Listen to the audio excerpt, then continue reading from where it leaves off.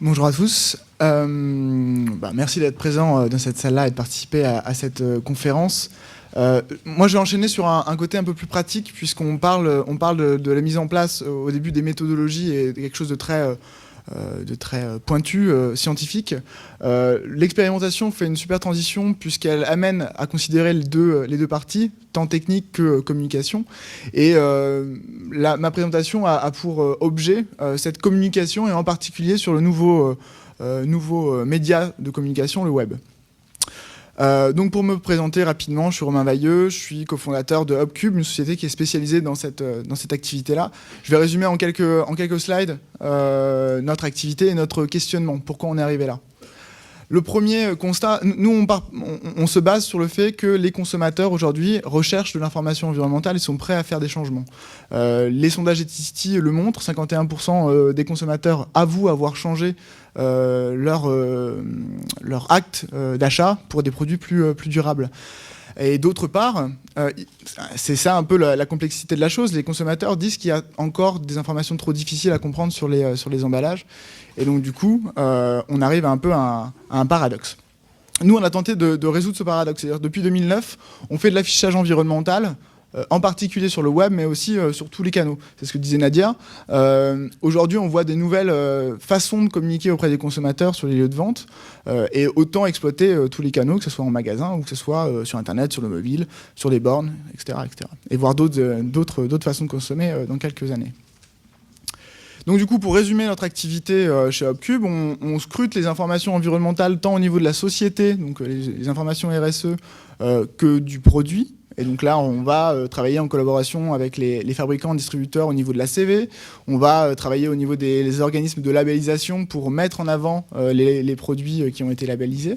Et puis, finalement, on travaille également avec des ONG et les associations de consommateurs pour agréger le contenu qu'ils diffusent.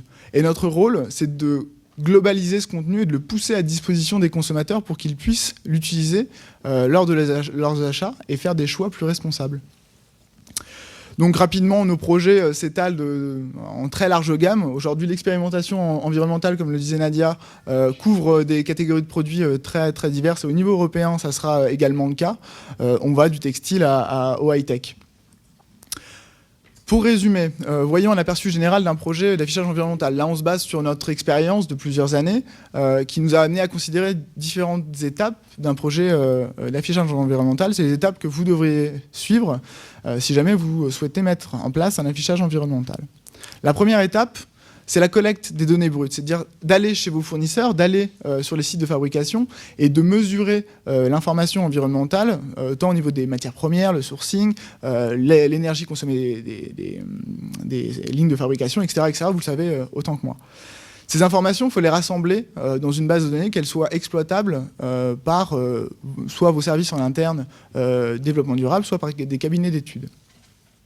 La deuxième étape, c'est donner vie à ces informations environnementales. Si elles sont brutes, d'une part, vous ne pourrez pas les exploiter, et d'autre part, elles sont incompréhensibles par le consommateur final. Donc l'idée, c'est d'utiliser les méthodologies d'analyse, mais vous les connaissez également, pour combiner en des indicateurs synthétiques qui ont du sens et qui permettent aussi la comparabilité d'un produit à un autre. On a parlé des standards et vous êtes au courant. Suite à cette analyse, il y a deux axes d'utilisation des informations. Le premier axe, c'est l'éco-conception, c'est-à-dire de faire un retour aux fournisseurs et aux sites de fabrication et d'améliorer le produit, la qualité environnementale intrinsèque des produits. Donc ça, c'est quelque chose qui s'effectue en interne et ça permet d'optimiser les coûts de fabrication et d'optimiser l'impact environnemental des produits. Le deuxième axe d'utilisation des informations environnementales, c'est la publication auprès du consommateur. Notre savoir-faire chez Hubcube se concentre sur cette voie, la publication d'informations. Et donc, pour aller publier de l'information environnementale, on passe aussi par différentes étapes. La première, c'est d'amener du contenu pédagogique aux consommateurs pour qu'ils comprennent l'information, c'est-à-dire contextualiser l'information brute. Les grandeurs scientifiques qu'on utilise lorsqu'on fait les analyses, elles ne sont pas compréhensibles par les consommateurs. Donc il faut l'enrober par un contenu pédagogique qui va amener les consommateurs à considérer intelligemment l'information qu'on leur propose. Et la deuxième étape, c'est de rendre cette information attractive. On l'oublie un petit peu souvent.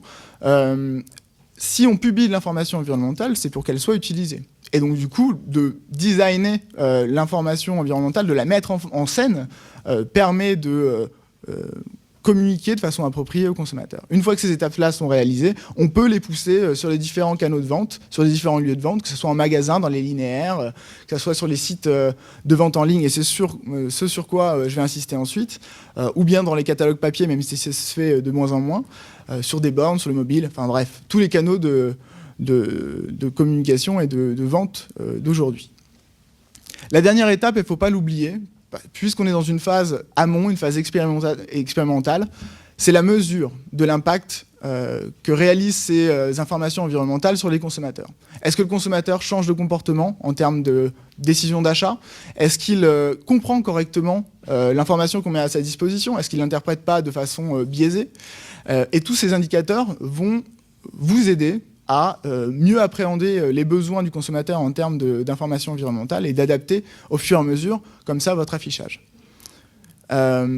Petit aparté sur la mesure. Les études conso en magasin, les questionnaires simples, marchent tout à fait pour ce genre de projet. L'idée avec le web, et c'est là où j'insiste sur les médias numériques, c'est qu'on peut mesurer de façon très fine les interactions entre le consommateur et la donnée environnementale, et ensuite son parcours d'achat, et voir s'il achète finalement. Et vous voyez bien que là, il y a quelque chose à faire en croisant les informations d'achat avec les informations d'intérêt du consommateur, et de voir comment le consommateur change ses habitudes d'achat ou non. Donc je le disais tout à l'heure, cette phase de publication, elle a deux intérêts primordiaux. Le premier, c'est d'améliorer la façon de communiquer auprès du consommateur. Donc là, c'est purement de la communication, du marketing, donc c'est d'améliorer l'image qu'a le consommateur de ses produits. Et la deuxième axe d'amélioration de cette phase de publication-mesure, c'est de regarder ce qui est important pour le consommateur. Finalement, le consommateur va peut-être vous dire, moi, dans vos produits, ce que je veux améliorer, ce que j'aimerais voir améliorer en tout cas, ou ce sur quoi je voudrais plus d'informations, c'est la biodiversité, c'est les ressources non renouvelables, c'est tel ou tel point de détail. Et là, dans ce cas-là, ça va impacter vos étapes de collecte et d'analyse d'informations environnementales en amont directement sur les sites de fabrication et chez les fournisseurs. Pour résumer et pour concrétiser un peu ce discours, je vais vous détailler quelques projets d'affichage environnementaux web, exclusivement. Vous allez voir qu'il y a un petit mix tout à l'heure. Donc là, c'est un projet environnemental porté par promode.fr qui a souhaité diffuser l'information environnementale sur les vêtements qu'il vend, sur quelques vêtements, une quarantaine. Et donc, il a choisi de sensibiliser fortement le consommateur à l'impact environnemental qu'il a lorsqu'il utilise le vêtement. Et donc, du coup, Promode a séparé graphiquement l'impact environnemental sur les phases amont, fabrication, transport, et phase aval, déchets, de la phase utilisation, pour laquelle le consommateur est responsabilisé et peut agir. Vous voyez aussi qu'il a ajouté du contenu pédagogique qui permet au consommateur d'interpréter correctement les informations qu'on lui donne. Le deuxième projet, c'est le projet un peu mixte que je voulais vous présenter. Alors, c'est un projet web, cependant, l'étiquette est bien physique. C'est-à-dire que l'étiquette est collée sur... En l'occurrence, c'est le projet de Dentalis, qui est un distributeur européen de papier, qui crée des ramettes et qui, sur certaines de ces ramettes, a collé une étiquette environnementale. Et sur sur une ramette, il n'y a pas beaucoup de place. Donc, pour apporter le contenu pédagogique nécessaire à la compréhension de l'étiquette, il a disposé, vous voyez en haut à droite, un QR code. C'est un tag qui est reconnu par les mobiles et qui permet, lorsqu'on passe son mobile devant, d'accéder à l'information environnementale supplémentaire, du contenu pédagogique interactif, si on veut, ce qui permet donc d'accompagner le consommateur dans la prise de conscience de l'impact environnemental du produit. Le troisième projet sur lequel on va s'attarder un petit peu encore en détail, c'est le projet porté par Discounteo.com et 3suisse.fr, qui fait partie, tous les projets que je vous présente font partie de l'expérimentation. Ce dernier projet, c'est une étiquette qui est apposée sur les produits électroménagers et high-tech, donc sur les sites web des vendeurs Discounteo et 3 Suisse. Donc on va voir en détail cette étiquette. Elle est composée de plusieurs éléments. Le premier élément qu'on a souhaité mettre en avant, c'est un indicateur relatif, une note sur 5. Donc là, on n'est pas dans les indicateurs environnementaux absolus. On est dans quelque chose qui permet au consommateur, lorsqu'il est face au produit, de savoir si c'est un bon produit ou un moins bon produit. Là, cette étiquette-là est apposée sur plusieurs milliers de produits. Donc c'est pour ça que la relativité est importante, pour pouvoir comparer. C'est aussi le point sur lequel les précédents intervenants insistaient. La comparabilité est quelque chose de très important. D'une autre façon, le consommateur, lorsqu'il est sur vos sites web ou sur les lieux de vente en général, il a très peu de temps de décision. Et donc il faut que l'information soit claire, concise, percutante et éventuellement visuelle. Nous, on a choisi de représenter la note sur 5 grâce à les petites boules vertes qui s'allument. Et donc, en un clin d'œil, comme ça, même sans lire l'information, j'arrive à savoir si le produit est bon ou moins bon. Ensuite, au niveau de la visualisation également, on l'oublie, toutes les expérimentations aujourd'hui, je ne crois pas me tromper, comportent une représentation visuelle des impacts environnementaux. Ils ont mis une petite icône, etc. Il ne faut pas oublier que cette icône graphique est très importante pour l'établissement du dialogue entre l'étiquette et le consommateur. Faire en sorte de l'intéresser. Visuellement, on va être attiré par cette image et on va être amené à lire le contenu. Et puis finalement, dans une dernière étape, si jamais le consommateur souhaite avoir plus d'informations, il clique. Et là, dans ce cas-là, il a accès à un autre niveau de détail d'information. L'idée, c'est de décomposer le parcours du consommateur suivant ses attentes, du plus basique. Je suis un néophyte en écologie, je ne sais pas vraiment ce que ça veut dire, je vois une note de 1 à 5, je comprends tout de suite, ou jusqu'au plus écolo convaincu, et donc là, on va aller dans le détail. Lorsque je clique sur l'étiquette, j'arrive sur une page de détail, directement sur le site web, et donc là, à un contenu encore très simplifié. C'est une vidéo avec une petite fille qui explique qu'est-ce qu'une ACV et quelles sont les étapes en particulier d'une ACV, quels impacts sont comptabilisés dans cette ACV.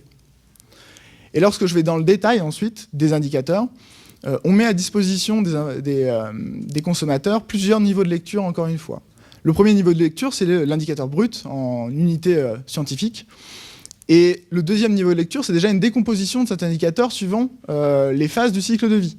Et donc là, on se rend compte que le consommateur est ensuite sensibilisé à quel est l'impact, quelle est l'étape de cycle de vie qui est la plus impactante. On voit ici, par exemple, une machine à laver. On voit que la machine à laver, eh bien, l'utilisation a le plus d'impact sur l'ordre de grandeur consommation en eau.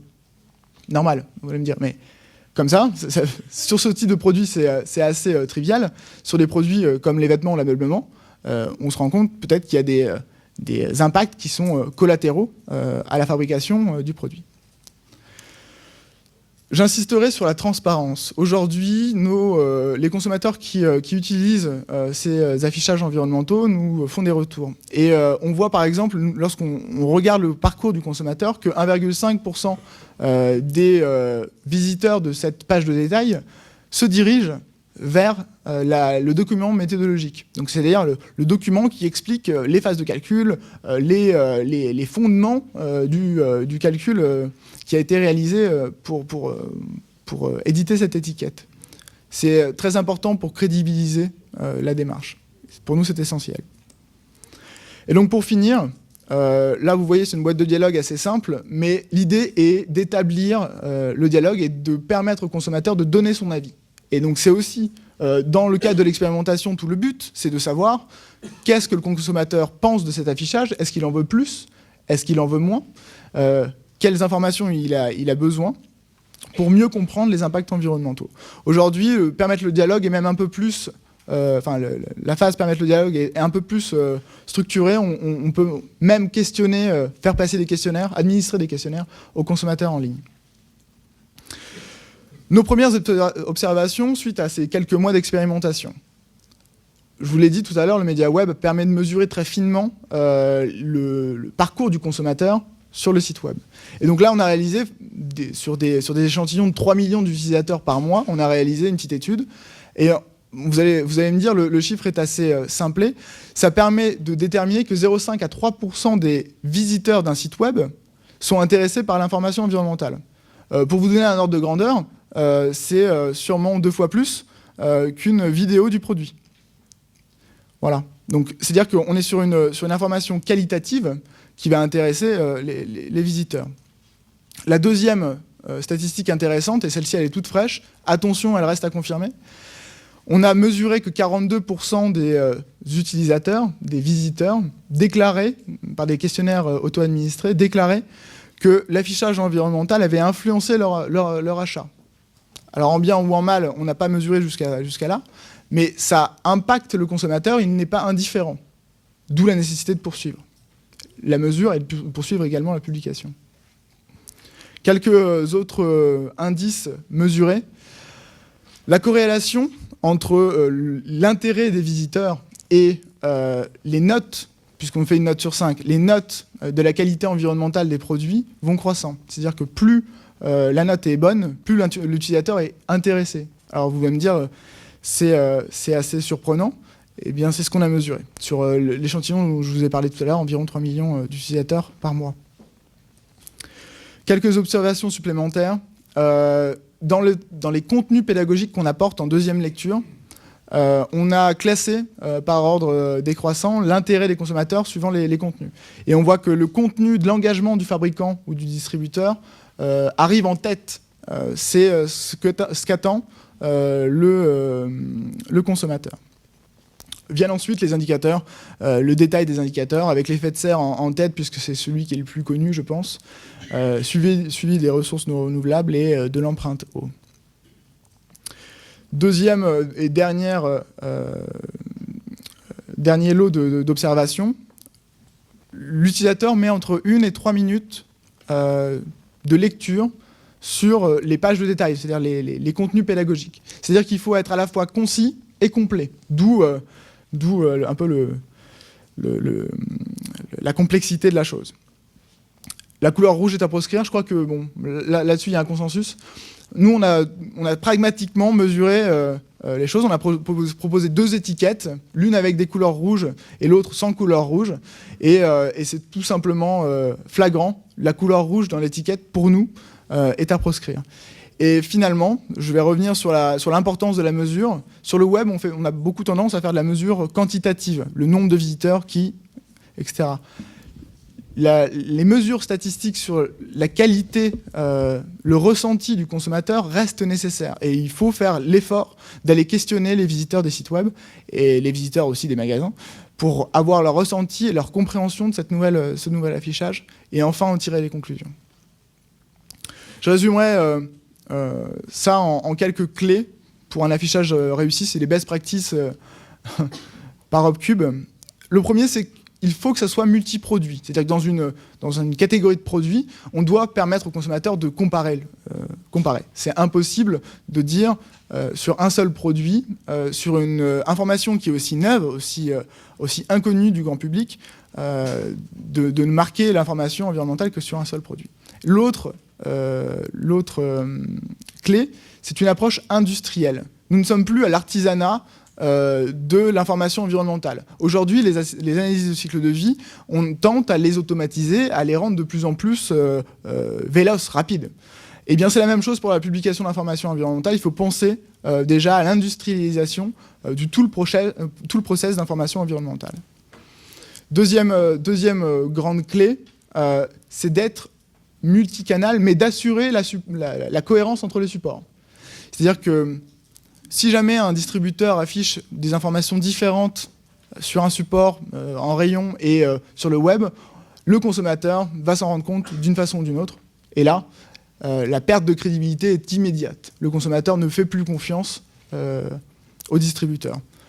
Assurer la cohérence des affichages, c'est aussi assurer la cohérence des affichages par marché. C'est-à-dire assurer la cohérence des affichages sur toute la gamme électroménager. Et ça, les opérations de normalisation en cours tentent à réaliser cette cohérence. Troisième grande clé, c'est de fournir aux consommateurs toutes les informations dont ils ont besoin. Un consommateur qui a accès à l'information, même s'il ne la consulte pas forcément, ou il la consulte rapidement, il ne la comprend pas forcément, ça le rassure. Finalement, il va donner sa confiance et il va ensuite utiliser cet affichage environnemental de façon beaucoup plus volontiers. Dernière clé, à ne pas oublier, je crois que j'ai insisté assez dessus, il faut mesurer l'impact de cet affichage sur l'habitude d'achat des consommateurs pour pouvoir en tirer les leçons et lancer comme ça la boucle d'amélioration continue. Pour conclure, 3 grands piliers selon nous. Premièrement, innover, c'est-à-dire utiliser les technologies de l'information et les technologies en général pour accélérer la publication de l'information environnementale, accélérer la collecte des indicateurs, accélérer l'analyse des impacts. Deuxième grand pilier, c'est la simplification. Le consommateur doit accéder facilement à cette information, que ce soit intellectuellement ou physiquement. Il faut lever les barrières de la compréhension et de l'accès à l'information environnementale. Et le troisième pilier, c'est la transparence, sans laquelle le consommateur n'a pas confiance en le publicateur d'informations environnementales. Je vous remercie de votre attention, je suis à l'écoute de vos questions.